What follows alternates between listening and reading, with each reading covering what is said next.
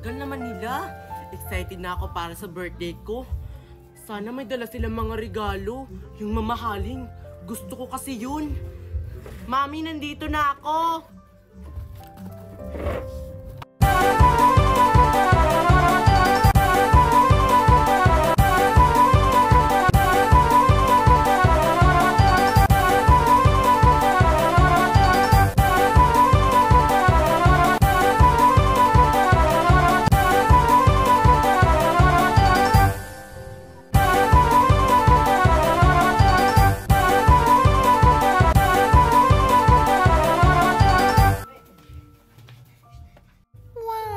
Excited na talaga ako sa lechon.